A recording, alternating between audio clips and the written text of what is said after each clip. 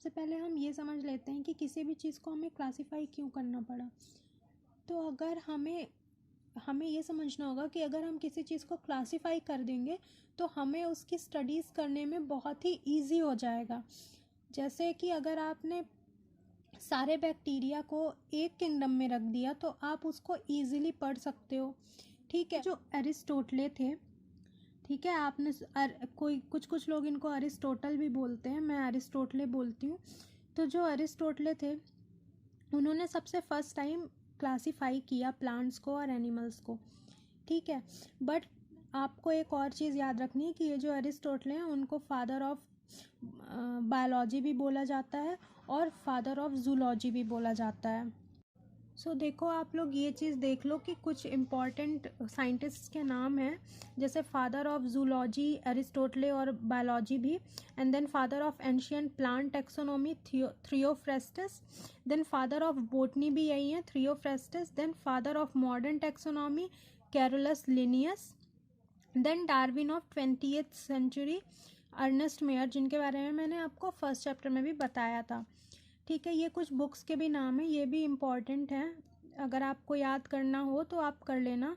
इसमें से ये दो बुक बहुत इम्पॉर्टेंट हैं, ये स्पीसीज प्लांटेरम सिस्टमा नेचुरी, एंड एक ये ओरिजिन ऑफ स्पीसीज भी काफ़ी इम्पॉर्टेंट बुक है जो कि डार्विन साहब ने लिखी थी, और ये एक बहुत ही इम्पॉर्टेंट साइंटिस्ट है। ठीक है, स्पीसीज प्लांटेरम लिनियस ने लिखी थी। और देन हम अगेन एरिस्टोटले पे आ जाते हैं। इन्होंने क्या किया, प्लांट्स को और एनिमल्स को दोनों को ही क्लासीफाई किया था। तो प्लांट्स को इन्होंने क्लासीफाई किया मॉर्फोलॉजी के बेसिस पे, मतलब इन्होंने प्लांट्स को देखा और देख के इन्होंने क्या कहा कि जो बहुत बड़े प्लांट्स होंगे वो ट्री होंगे, उससे छोटे श्रब्स होंगे, एंड देन उनसे भी छोटे हर्ब्स होंगे। तो इन्होंने कैसे प्लांट्स को डिवाइड किया, ट्रीज, श्रब्स एंड हर्ब्स। ठीक है, देन इन्होंने एनिमल्स को भी दो पार्ट्स में डिवाइड किया। पहला तो इन्होंने कहा कि जिन एनिमल्स के पास रेड ब्लड्स होंगे उनको अलग रख दो, और जिनके पास रेड ब्लड नहीं है उनको अलग रख दो। मतलब इन्होंने एनिमल को दो पार्ट में डिवाइड कर दिया, एक वो जिनके पास रेड ब्लड था और एक वो जिनके पास रेड ब्लड नहीं था। अब उसके बाद लिनियस आए और लिनियस ने बोला कि नहीं, हम तो दो किंगडम क्लासिफिकेशन पढ़ेंगे। यानी लिनियस ने सारे ही ऑर्गेनिजम्स को दो किंगडम में बांट दिया। उन्होंने कहा कि दो ही किंगडम होंगे, प्लांटी और एनिमेलिया, और जितने भी ऑर्गेनिज्म जिनके पास की सेल वॉल है वो सब प्लांटी में आएंगे, और जितने भी एनिमल्स जिनके पास सेल वॉल नहीं है वो सब एनिमेलिया में आएंगे। बट कुछ टाइम के बाद इन्होंने 1969 आर.एच. वाइटेकर ने 1969 में 5 किंगडम क्लासिफिकेशन दिया, और इन्होंने ये बोला कि हमारे पास 5 किंगडम होंगे, Monera, protista, fungi, Plantae and animalia. ने उसके लिए क्या क्राइटेरिया चूज़ किया, पहला तो सेल स्ट्रक्चर, उन्होंने देखा कि सेल का स्ट्रक्चर कैसा है। देन देखा कि बॉडी की ऑर्गेनाइजेशन कैसी है, मतलब यूनिसेलुलर है, मल्टी सेलुलर है, कैसी ऑर्गेनाइजेशन है। देन उन्होंने मोड ऑफ न्यूट्रिशन देखा कि वो खाना कैसे खाते हैं। Then reproduction and phylogenetic relationship. Phylogenetic relationship का मतलब है एंसेस्ट्रल रिलेशनशिप, मतलब उनके पूर्वज कैसे थे, वो कौन सी एंसेस्ट्री को बिलोंग करते हैं उन। ठीक है, मतलब हम बहुत कुछ चीज़ें पता लगा सकते हैं पूर्वजों के बारे में पता लगा के। ठीक, तो उन्होंने ये सारे क्राइटेरिया देखे और उसके बेसिस में 5 किंगडम में बांट दिया ऑर्गेनिजम्स को। और ये देखो, सबसे पहले हमको सेल टाइप यानी सेल स्ट्रक्चर के बेसिस पे पता करना होगा कि कौन सा वाला किंगडम है। ठीक है, तो मोनेरा जो होता है वो प्रोकैरियोटिक होता है, और बाकी जितने भी किंगडम है, protista, fungi, Plantae and animalia, ये सब के सब यूकैरियोटिक वो ऑर्गेनिजम्स होते हैं जिनकी न्यूक्लियस है। मान लो ये एक सेल है और ये सेल के अंदर न्यूक्लियस है। ठीक है, तो ये न्यूक्लियस के बाहर एक न्यूक्लियर मेम्ब्रेन होती है जो कि इसको प्रोटेक्ट करके रखती है और एक जगह पे रखती है। ठीक है, जैसे हम कोई चीज़ को मेम्ब्रेन से बाउंड कर देंगे, या मान लो कोई शील्ड वगैरह, शील्ड टाइप की कोई चीज़ लगा दी, कोई आउटलाइन कर दी, बाउंड्री बना दी, तो अंदर की चीज़ वहीं रहेगी एक जगह पे। तो ये सेल, ये जो न्यूक्लियर मेम्ब्रेन है वो न्यूक्लियस को एक जगह पे रखती है और क्या करती है, प्रोटेक्ट करके रखती है। तो जिन ऑर्गेनिजम्स में ये न्यूक्लियर मेम्ब्रेन प्रेजेंट होगी वो ऑर्गेनिजम्स यूकैरियोटिक होंगे, यूकैरियोटिक, ठीक है। और जिन ऑर्गेनिजम्स में ये न्यूक्लियर मेम्ब्रेन प्रेजेंट नहीं होगी तो इनका न्यूक्लियस पूरी सेल में ऐसे फैला रहेगा, ठीक है, और ये एक जगह पे नहीं रहेगा और फैला रहेगा, इसमें न्यूक्लियर मेम्ब्रेन प्रेजेंट नहीं होगी, और इनको हम कहेंगे प्रोकैरियोटिक। इसके बारे में मैं कि सारे किंगडम में प्रोकैरियोटिक कौन होगा, सिर्फ मोनेरा होगा। और यूनिसेलुलर कौन होगा, यूनिसेलुलर मोनेरा और प्रोटिस्टा दोनों ही होंगे, ठीक है। बस डिफरेंस क्या है कि जो प्रोटिस्टा है वो यूनिसेलुलर है और यूकैरियोटिक है, बट जो मोनेरा है वो यूनिसेलुलर है और प्रोकैरियोटिक है, ठीक है। तो यूनिसेलुलर दोनों ही हैं, बट प्रोकैरियोटिक है मोनेरा और यूकैरियोटिक है प्रोटिस्टा। अब देखो बाकी ये जो फंजाई, प्लांटी और एनिमेलिया हैं ये सब के सब मल्टी सेलुलर हैं। हाँ, कुछ कुछ एक्सेप्शंस आगे आएंगे जो मैं आपको बताती जाऊंगी, जैसे फंजाई में एक ईस्ट आएगा जो कि यूनिसेलुलर होगा, बट मेजरली ये जो हम एक्सेप्शंस की बात नहीं कर रहे, हम मेजर की बात कर रहे हैं कि मेजरली ये लोग कैसे हैं। तो फंजाई, प्लांटी, एनिमेलिया ये सब मल्टी सेलुलर हैं और मोनेरा और प्रोटिस्टा यूनिसेलुलर हैं। फिर देखो मोनेरा बस प्रोकैरियोट है और बाकी सारे यूकैरियोटिक हैं। देन देखो क्या होता है, सेल वॉल। सेल वॉल, अब देखो सेल वॉल सब में प्रेजेंट होती है सिर्फ एनिमेलिया को छोड़ के। थोड़े बहुत एक्सेप्शंस हर जगह प्रेजेंट होते हैं, बट मैंने कहा ना कि हम यहाँ एक्सेप्शंस की बात नहीं कर रहे हैं। तो सेल वॉल सब में प्रेजेंट होगी सिर्फ एनिमेलिया को छोड़ के। तो अब देखो सेल वॉल का मटेरियल अलग अलग होगा सब में। जैसे प्लांटी में जो सेल वॉल प्रेजेंट होती है वो सेल्यूलोज की बनी होती है, ये हम पहले भी पढ़ चुके हैं, शायद 9th-10th में हमें पढ़ाया जाता है कि जो प्लांट्स में जो सेल वॉल होती है वो सेल्यूलोज की बनी होती है। बाकी एनिमेलिया में एब्सेंट होती है। फंजाई में काइटिन की बनी होती है या फिर उसको फंगल सेल्यूलोज भी बोलते हैं, आगे गिवन है कि फंगल सेल्यूलोज या फिर काइटिन बोलेंगे, ठीक है।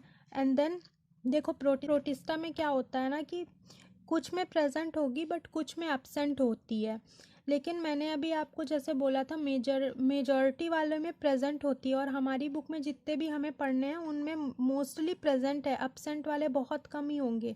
तो इसमें भी प्रेजेंट होती है बट कुछ होते हैं जिनमें एब्सेंट भी होती है। देन देखो मोनेरा में क्या होती है, नॉन सेल्यूलोजिक यानी सेल्यूलोज की नहीं होती है, पॉलीसेक्राइड और अमाइनो एसिड यानी शुगर प्लस अमाइनो एसिड, ऐसे भी आप याद रख सकते हो, पॉलीसेक्राइड का मतलब शुगर ही होता है। तो शुगर प्लस प्रोटीन या फिर polysaccharide plus amino acid, simple अगर आपको ऐसे याद हो जाए तो याद कर लेना। एंड देन इसको एक टर्म पेप्टिडोग्लाइकन भी आता है एग्जाम्स में, नीट में नहीं आएगा बट डिफरेंट एग्जाम्स में पूछ लेता है, पेप्टिडोग्लाइकन भी इसी को बोलते हैं। पेप्टिडो यानी पेप्टाइड से बन के बना है, यानी अमाइनो एसिड, और ग्लाइकन यानी ग्लूकोज से याद रख लेना, शुगर, ठीक है। तो पेप्टिडोग्लाइकन या पॉलीसेक्राइड की सेल वॉल होती है मोनेरा की। देन देखो मैंने आपको पहले ही बताया कि न्यूक्लियर मेम्ब्रेन प्रोकैरियोटिक में एब्सेंट होंगी, तो मोनेरा में एब्सेंट है, बाकी सब में प्रेजेंट है। देन बॉडी ऑर्गेनाइजेशन भी मैं आपको भी बता चुकी हूँ। सेल जो यूनिसेलुलर होंगे उनकी ऑर्गेनाइजेशन तो सेलुलर ही होगी क्योंकि उनमें सिर्फ एक ही सेल प्रेजेंट है, बट इनमें क्या होगी, मल्टी सेलुलर होगी। तो देखो फंजाई में मल्टी सेलुलर और लूज टिश्यू के फॉर्म में है, मतलब ये एकदम सॉलिडिफाइड सिस्टम नहीं है, ये भी अभी प्रिमिटिव है, क्योंकि देखो लूज टिश्यू होंगे इसमें, और जो प्लांटी है उसमें टिश्यू और ऑर्गन, और फिर एनिमेलिया में टिश्यू, ऑर्गन और ऑर्गन सिस्टम भी प्रेजेंट होता है। तो देखो इन तीनों को आप बहुत अच्छे से याद कर लेना, क्योंकि एज इट इज़ ये आएगा एग्जाम में कि किस में लूज टिश्यू होगा, किस में टिश्यू और ऑर्गन होगा, और किस में टिश्यू, ऑर्गन और ऑर्गन सिस्टम होगा। ऐसे याद रख सकते हो कि देखो हमारे अंदर, ह्यूमंस के अंदर डाइजेस्टिव सिस्टम, यूरिनरी सिस्टम और रेस्पिरेटरी सिस्टम, सर्कुलेटरी सिस्टम, ये सब भी प्रेजेंट होते हैं। तो यानी एनिमेलिया में ऑर्गन सिस्टम प्रेजेंट होता है और टिश्यू और ऑर्गन भी प्रेजेंट होगा। बट जो प्लांटी होते हैं उसमें टिश्यू और ऑर्गन बस ही प्रेजेंट होते हैं, उसमें ऐसा कोई स्पेशलाइज्ड ऑर्गन सिस्टम प्रेजेंट नहीं होता। और जो फंजाई है ये तो प्लांटी से भी प्रिमिटिव है, तो इसमें सिर्फ लूज टिश्यू प्रेजेंट होते हैं, जो कि अभी हम आगे पढ़ेंगे कि माइसीलियम और ये सब हाइफी ये सब बोलते हैं। तो इसमें सिर्फ लूज टिश्यू प्रेजेंट होंगे और ये भी मल्टी सेलुलर है और बाकी ये दोनों यूनिसेलुलर है, इसलिए इनमें सेलुलर लेवल ऑर्गेनाइजेशन होगी।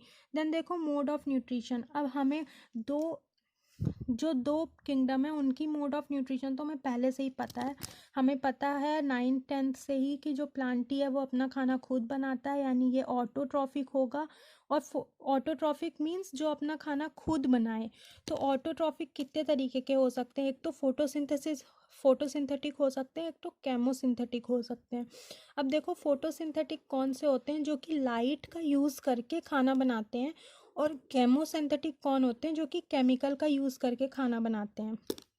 एक बार और रिपीट कर देती हूँ। जो ऑटोट्रॉफिक होते हैं, ऑटोट्रॉफिक वो कैसे होते हैं, दो तरीके के होते हैं। एक वो जो कि फोटोसिंथेसिस करें यानी लाइट का यूज़ करके खाना बनाए, और एक वो जो कि केमोसिंथेटिक हो और केमिकल का यूज़ करके खाना बनाए। तो देखो प्लांट्स जो होते हैं वो फोटोसिंथेटिक होते हैं, हम सबको पता है। तो देखो ये तो हमें ऑलरेडी याद है। एनिमेलिया क्या है, हेट्रोट्रॉफिक है। हम अपना खाना खुद नहीं बनाते ना, वैसा वाला खाना नहीं, मैं अनाज की बात कर रही हूँ। हम जो भी बनाते हैं दाल चावल रोटी, ये सारी चीज़ें हमें प्लांट से मिलती हैं, तो यानी हम अपना खाना खुद वैसे नहीं बना रहे हैं, ठीक है।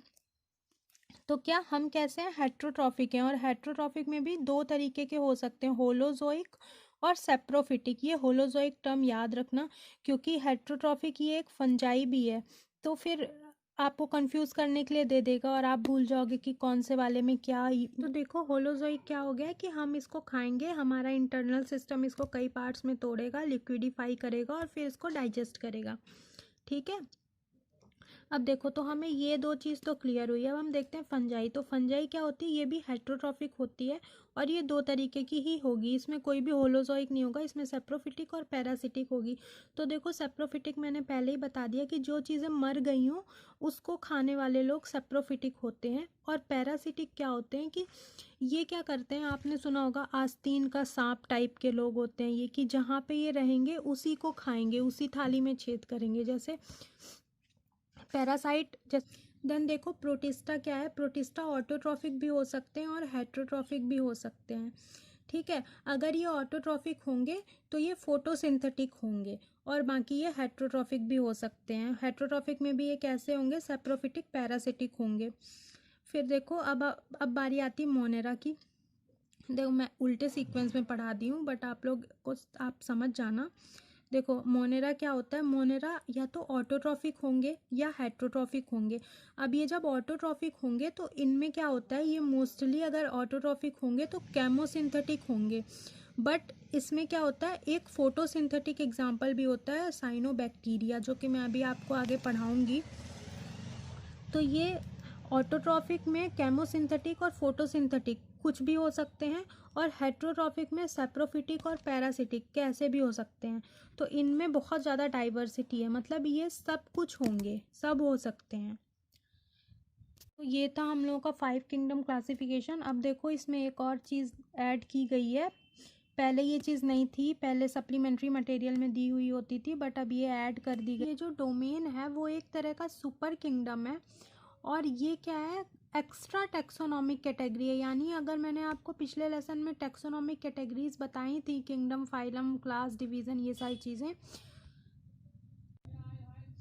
तो ये जो डोमेन है ये एक्स्ट्रा टेक्सोनॉमिक है। यानी मैंने आपको तब डोमेन नहीं बताया रहा होगा, और ना ही मैंने ये कहा होगा कि कोई सुपर किंगडम नाम की कोई चीज़ होती भी है।